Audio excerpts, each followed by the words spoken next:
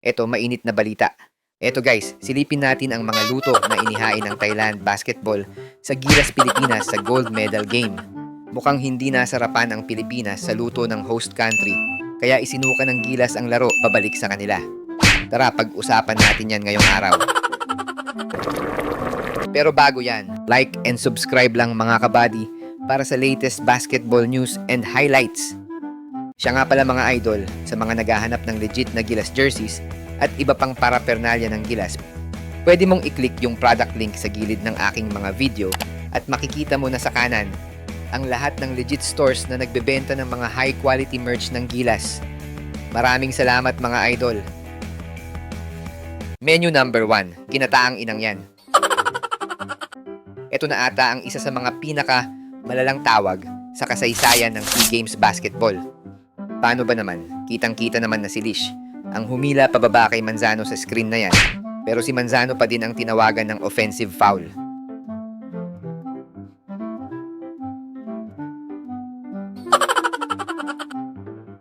Ano sa tingin nyo mga idol? Menu number 2, sinabawang inang yan. Sa second play naman, Thailand ball, pero makikita natin sina Morgan at Wright na nagtutulakan. Para sa akin, good defense pa yan kay Wright. Hindi rin naman siya nakahawak sa jersey ni Morgan, parang nakapatong lang.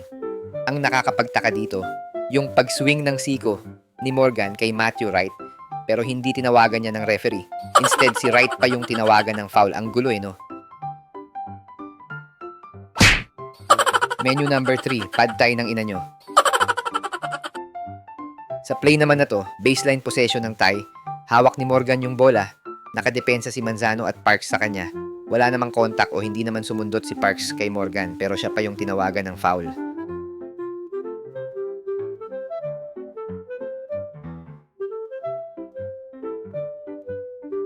Late na din tumawag ng foul yung referee kung kailan napakalayo na ni Parks sa bola. Something fishy, ika nga.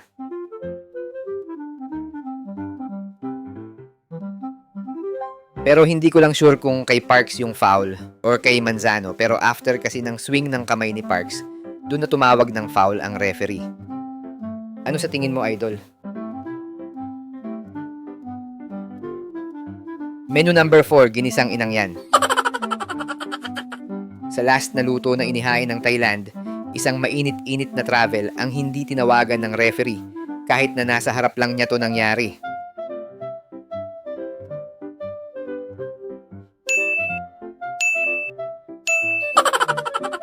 Pati nga si Coach Norman Black gusto nang batukan yung referee sa harap niya dahil hindi man lang tinawagan ng travel.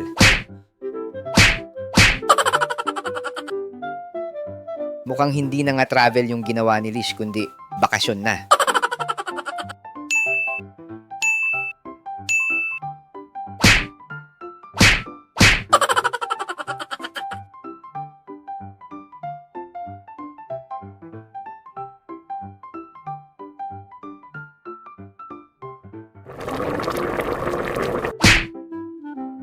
Sa mga gusto pala manood ng laban ng Gilas sa FIBA World Cup qualifiers nang walang delay at free for life, magbibigay po kami ng free live streaming link.